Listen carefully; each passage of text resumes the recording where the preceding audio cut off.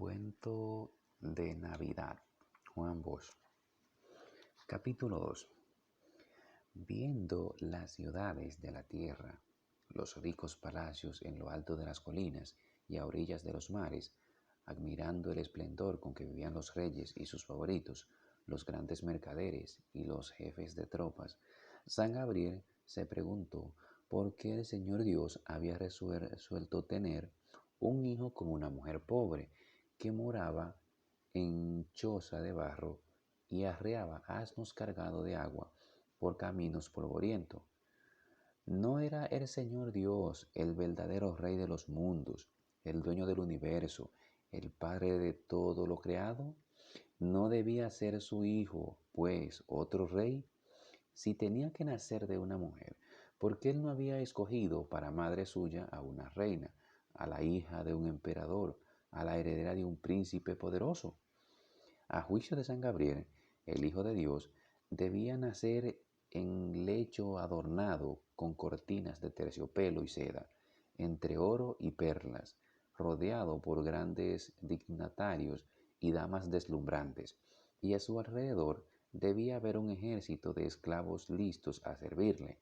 Así, todos los pueblos le rendirían homenaje y veneración desde su nacimiento, y los grandes y los pequeños le obedecerían porque estaban acostumbrados desde hacía muchos siglos a respetar y honrar a quienes nacían en cunas de reyes. ¿Había dicho el Señor Dios que su Hijo estaba llamado a mostrar al género humano el camino de la paz, del amor y del perdón? ¿O había él oído mal? De ser así, ¿no le sería más fácil imponer la paz si nacía hijo de rey y por lo mismo obedecido por militares de soldados que harían lo que él les ordenara? El arcángel San Gabriel se detuvo un momento a meditar. Pensó que tal vez él estaba equivocado, a lo mejor se había confundido y el Señor Dios no le había hablado de choza, ni de mujer pobre, ni de asno, ni de botijos de agua. Volvería allá arriba a preguntarle al Señor Dios y hasta de ser posible discutiría con él el asunto. Pero el hermoso ángel ignoraba que el Señor Dios estaba mirándolo e ignoraba también que el Señor Dios sabía qué cosa estaba pensando él en tal momento. Podemos imaginar pues el susto que se llevó cuando oyó la enorme voz del Señor Dios llamándole. He aquí lo que le dijo el Señor Dios. Gabriel, estás pensando mal. Te dije lo que te dije, no lo que tú crees ahora que debí decirte. Mi hijo nacerá en casa pobre, porque si no es así, ¿cómo habrá de conocer la miseria y el padecimiento de los que nada tienen, que son más que lo poderoso? ¿Cómo quieres tú que mi hijo conozca el dolor de los niños con hambre si él crece alto? Si él crece alto, mi hijo va a ofrecer a la humanidad el ejemplo de su sufrimiento. ¿Y quieres tú que se lo ofrezca desde el lujo de los palacios? Gabriel, no me hagas perder la paciencia, caramba. No te metas a, mi enmenda- a enmendar mis, no te metas a enmendar mis ideas. Cumple tu misión y hazlo pronto, que estoy cayendo de sueños y no me hallo dispuesto a perdonarte si me desvelo por tu culpa. Ya lo sabes. ¿Qué más debía decirse? El pobre arcángel estuvo a punto de caer de bruces en pleno lago de Genezaret, pues del susto se le olvidó usar las alas. En un segundo se dirigió a la choza del carpintero José y tan asustado iba que pegó un cabezazo contra la pared. En el acto, en el acto se le formó un chichón. Para suerte suya, la choza no era uno de esos palacios de mármol. Solo él creyó que debía nacer, donde él creyó que debía nacer el Hijo de Dios, pues de haber sido uno de ellos, el hermoso arcángel se habría roto un hueso. Frente a la choza había un hombre barbudo, de cara bondadosa, se acerraba un madero, que aserraba un madero. Este debe ser el carpintero José, pensó San Gabriel. Y era José sin duda, pues cerca de él había un rústico banco de carpintero y sobre este madera cortada e instrumentos del oficio. ¿Qué desea usted?, le preguntó el carpintero, a quien le pareció muy raro que el visitante, en vez de tocar la puerta como lo hace todo el mundo, llamara golpeando con la cabeza en la pared. Deseo saber dónde vive el carpintero José, explicó el arcángel. Aquí mismo, joven, yo soy José, le advirtió. Le advierto que si viene a buscarme para algún trabajo, me halla con muchos compromisos. Esa era una manera de estimular el interés del visitante, pues la verdad es que José estaba por esos días sin trabajo. De ahí que le desconsolara mucho oír al recién llegado que decía: No, señor, se trata de otra cosa. Yo vengo a hablar con María, su mujer. ¿María?, dijo José como un eco. Fue a la fuente en busca de agua. Tendrá que esperarla un poco. ¿Desea sentarse? No, prefiero esperarla aquí. José no perdió del todo la esperanza y se puso a hablarle al visitante de su oficio. A mí siempre me están buscando para trabajos de carpintería, afirmaba, porque nadie hace mesas y reclinatorios tan bueno ni tan barato como yo. Por eso me mantengo ocupado todo el año. José hablaba y San Gabriel pensaba en la rapidez con que se habían producido los hechos desde su aparición al conjuro del soplo de Dios. Todo había sucedido tan deprisa que todavía María no había vuelto de la fuente. El Señor Dios la había visto arreando el asno, y antes de que ella retornara a su casa había nacido el arcángel, había oído las recomendaciones del Señor Dios, había viajado a la tierra, había pensado disparates, se había casi descabezado contra la pared de la choza y había cambiado frases con José. Caramba, se dijo él, lleno de asombro. La verdad es que mi jefe actúa sin perder tiempo. Sin perder tiempo. ¿Y qué es el tiempo para el Señor Dios? Si ocurre que a la vez Él es el tiempo y está más allá del tiempo. El tiempo es algo a sí mismo como la inspiración de lo mundo. Es algo así. El tiempo es algo así como la inspiración de los mundos y el Señor Dios es la vida misma de los mundos, de manera que el tiempo viene a ser la respiración del Señor Dios. Ideas muy complicadas, desde luego, para San Gabriel. Desde allá arriba el Señor Dios veía esas ideas en la cabeza de su embajador y pensaba: a este Gabriel le vendrá más recordar mis instrucciones y no meterse en Honduras, porque ya va llegando María. Así sucedió, en verdad. Con su alegre y linda cara de muchacha, María iba acercándose a la choza. De solo verla, el arcángel la conoció, lo cual no tuvo buenos resultados, porque como estaba pensando en aquello del tiempo, se turbó y olvidó que el Señor le había recomendado usar modales urbanos para dirigirse a la joven señora. También es verdad que él nunca antes había hablado a una mujer, que en un instante había pasado de la nada a la vida y había viajado de los cielos a la tierra. En fin, que había tenido muchas emociones y muchas experiencias en corto rato, lo cual tal vez podría explicar su turbación. Es el caso cuando María llegó, se le puso delante y solo atinó a decir esto: Si no me equivoco, usted es María, la mujer de ese señor que está ahí aserrando madera. Bueno, yo tengo que hablar con usted algo muy importante. Se lo voy a decir en presencia de su marido, porque según me dijo el Señor Dios, la gente de esta tierra es muy dada a charlar sobre todas las cosas y es mejor que haya testigo. Lo que tengo que decirle es que el Señor Dios va a tener un hijo y usted va a ser la mamá, con que ya lo sabe, con que ya lo sabe.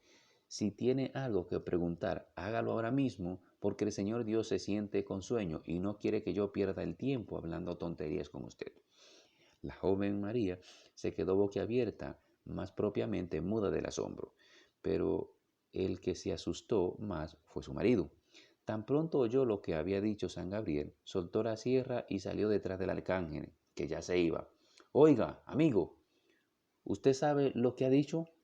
¿No sabe usted que el Hijo de Dios va a tener que sufrir mucho, según dicen las Escrituras, y que van a matarlo en una cruz? San Gabriel atajó a aquel torrente de palabras explicando: todo lo que usted quiera, Señor, pero yo he venido a cumplir una misión que me encomendó el Señor Dios. Yo lo siento mucho, pero lo que suceda al Hijo de Dios no es asunto mío. Lo único que puedo decirle es que su papá quiere que le pongan el nombre de Jesús. Dicho lo cual, pegó un salto, extendió las alas y se perdió en el cielo a tal velocidad que ningún ojo humano podía seguirlo. El bueno de José cayó de rodillas, se agarró una mano con la otra, elevó las dos a lo alto y después se dobló hasta pegar la cabeza con el polvo del camino.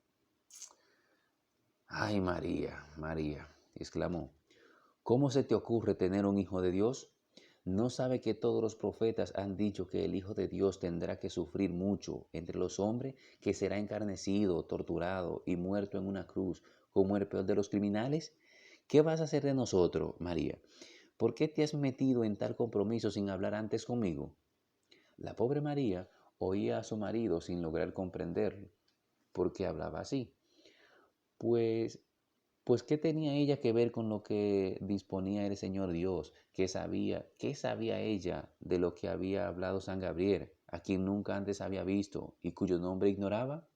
El Señor Dios veía a la señora confundida, a José con el rostro desfigurado por el sufrimiento, y solo atinó a intervenir diciendo: no seas tonto, José, que María no ha tenido parte en la decisión mía, y el nacimiento de mi hijo no es cosa suya ni tuya, sino mía.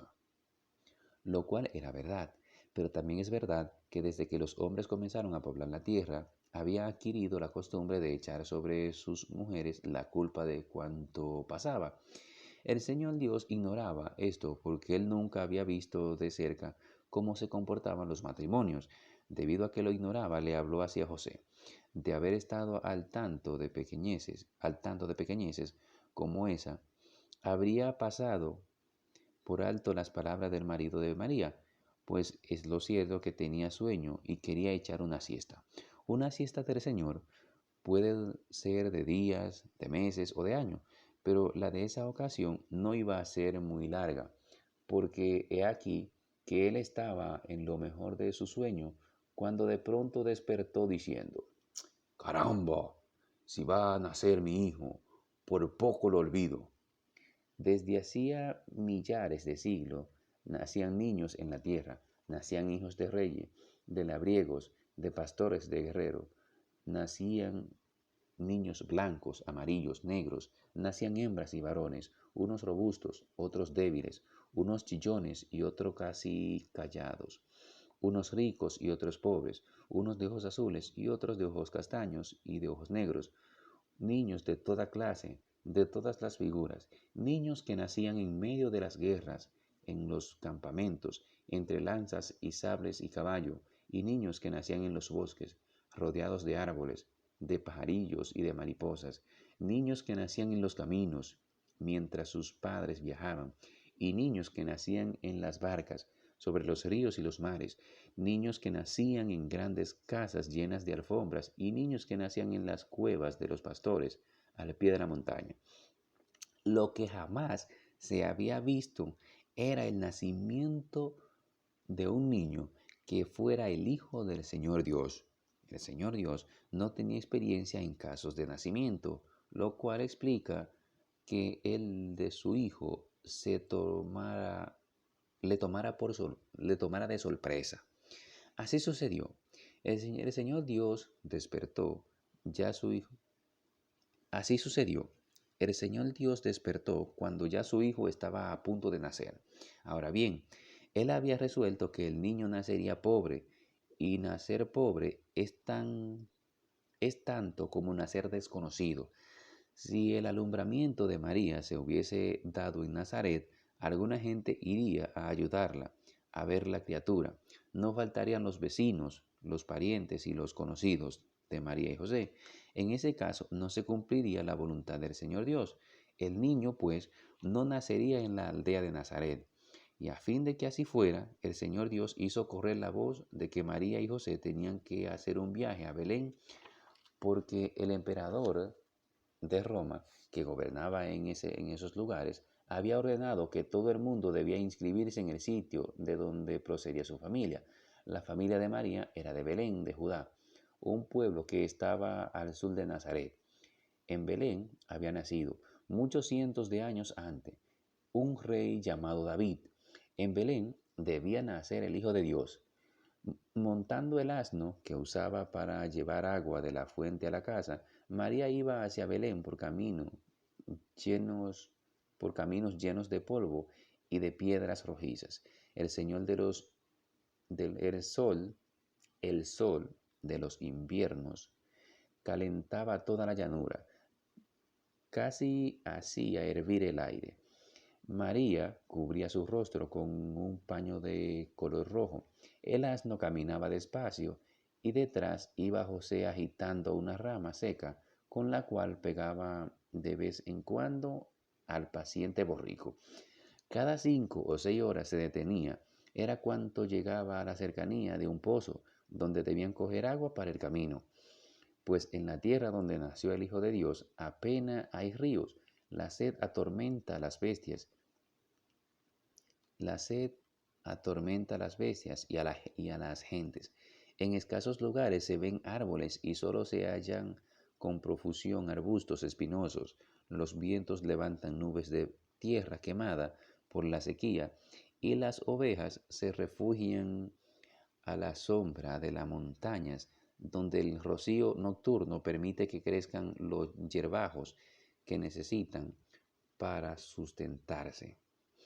Con gran trabajo llegaron María y José a Belén y hallaron el poblado lleno de forasteros, visitantes de las aldeas vecinas que iban allí a inscribirse y aprovechaban el viaje para vender lo poco que tenían. Las pequeñas calles eran muy estrechas y torcidas, de manera que el borrico cargado con María apenas podía pasar por entre los montones de quesos, de pieles de carneros, de higos y de botijos que los vendedores extendían sobre las piedras. Mientras pasaba, José iba gritando que pagaría bien a quien le ofreciera una habitación para él y para su mujer, que llegaban de lejos y necesitaban albergue. Pero nadie pudo ofrecerles techo, ni aun por una noche. Las casas, en su mayoría pobre, estaban llenas desde hacía días con los visitantes de los contornos. Nadie ponía atención en los gritos de José, que estaba angustiado porque sabía que su mujer iba a dar a luz y quería que lo hiciera como todas las mujeres, en una habitación. José no sabía que el Señor Dios había dispuesto que su hijo debía nacer pobremente, tan pobremente como podría nacer un ternero o un potrillo. Siguieron, pues, María y José cruzando las calles, las callejuelas. Veían pasar ante ellos jóvenes con corderos cruzados sobre los hombros, muchachos que llevaban palomas enjauladas o racimos de perdices muertas. Pasaban ancianas con telas que ellas mismas habían tejido. De vez en cuando cruzaban grupos de asnos cargados con botijos de vino y de aceite. Todo el mundo gritaba ofreciendo algo en venta. Belén estaba lleno de mercaderes. No habiendo hallado albergue para él y para María, José fue a dar a un establo hacia el camino del sur. En el establo descansaban las bestias de labor de los campesinos que iban a Belén, y se veían allí mulas, bueyes, jumentos y caballos, cabras y ovejas. Como José y María llegaron tarde, casi todas las bestias dormían ya.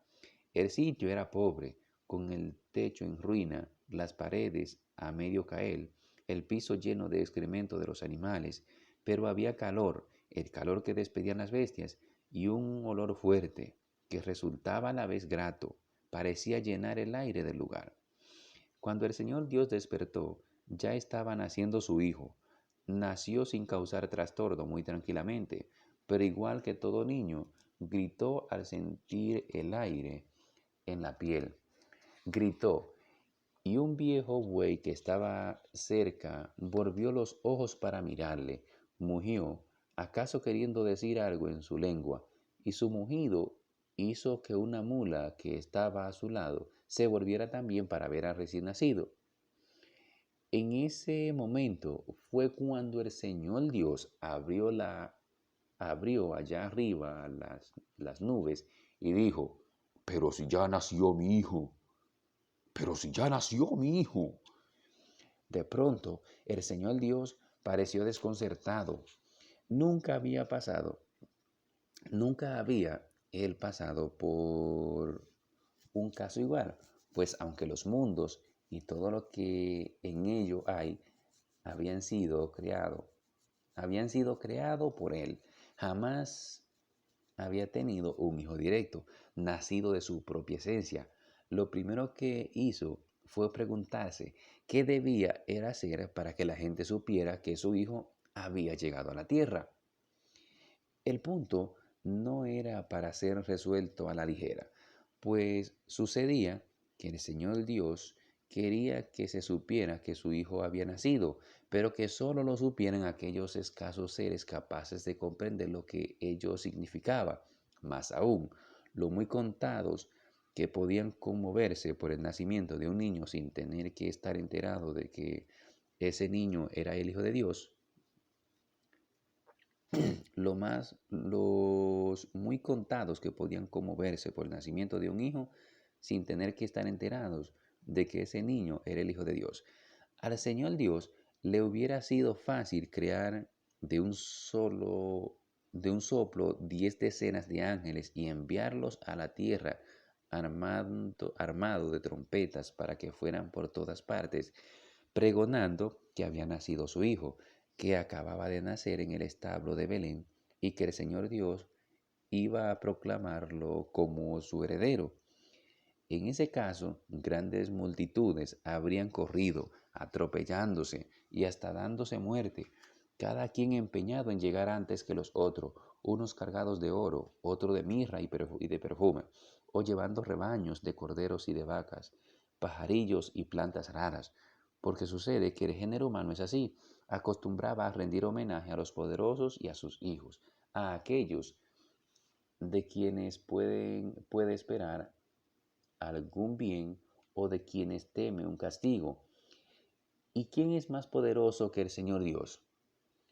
¿O pudo él anunciarlo con anticipación mediante un cataclismo, secando un gran río o mudando de lugar una montaña? Pues que todo eso y mucho más podía ser. Pudo incluso haberlo dicho con su gran vozarrón, gritando desde allá arriba, hombres locos, ahora está naciendo mi hijo, que va a predicar en mi nombre entre ustedes. Y pueblos enteros con sus ganados y sus esclavos habrían salido apresuradamente hacia Belén. Podemos imaginarlos a grandes multitudes trasladándose a través de los desiertos y los lugares poblados, cocinando bajo el sol, durmiendo a campo raso, enfermándose, muriendo, naciendo, dejando los pozos y los estanques sin agua y dando muerte, para alimentarse a toda clase de animales. El Señor Dios no aspiraba a tal movilización. Todo lo que él quería era que unos cuantos hombres, muy poco, los que tuvieran el alma limpia y generosa, supieran que ya había nacido su hijo. Quería decirlo y que solo lo entendieran algunos habitantes de la tierra. Como hacía siempre que se veía en aprieto, cada vez que se veía, como hacía siempre que se veía en aprieto, el Señor Dios meditó. Nunca hizo él cosa alguna sin antes pensarlo 2 veces, y en algunos casos hasta 3 veces. Sentado en medio del enorme piso de nubes, el Señor Dios veía los cielos llenos de estrellas que iluminaban la inmensidad. Todas esas estrellas eran roles que eran soles que él había hecho millones de años antes. Era de noche ya, pero nunca es de noche allá arriba, donde Él está, porque los espacios están bañados por un esplendor indescriptible. En medio de ese resplandor estaba el Señor Dios, sentado como un rey, cogiéndose las rodillas con las manos y contemplando las estrellas. De pronto llamó a un hermoso lucero de color azul claro, casi más blanco que azul.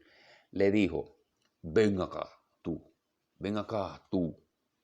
Y aunque el lucero estaba a una distancia fantástica, se le vio salir de golpe a gran carrera, si bien era difícil apreciar que se movía, se le vio acercarse con su luz cegadora y espléndida, y correr por los cielos en derechura hacia el Señor Dios. Vete a la tierra, le dijo en cuanto lo tuvo cerca, y pósate sobre un establo que hay en un pueblo llamado Belén.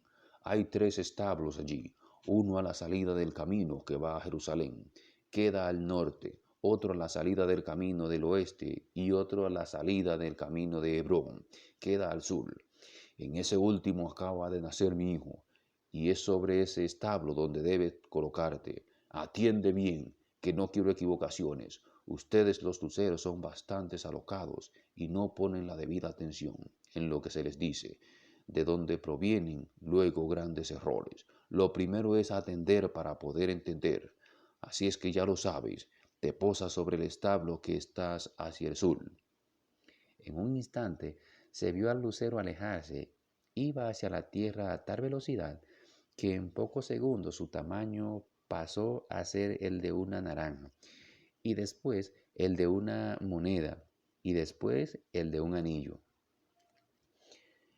En un salto se hallaba sobre el establo, aunque bastante alto, desde luego. Cuando se situó allí, dirigió un rayo hacia el establo. No era muy tarde y mucha gente estaba despierta. Buen número se hallaba en las pequeñas calles. Algunas charlaban y en muchos sitios las gentes encendían hogueras para amortiguar el frío, que era fuerte aquella noche. Pues bien, de todas esas gentes que todavía estaban despiertas en Belén, ninguna vio al lucero. Es costumbre de los hombres no ver aquellas cosas que antes no se les han anunciado, sobre todo si esas cosas son de apariencia humilde o se confunden con las que nos rodean. A pesar de su significación especial, el lucero parecía uno más, un, uno, uno de las luces, un de las tantas estrellas que llenan los cielos. Y la gente que había en Belén no se detuvo a verlo.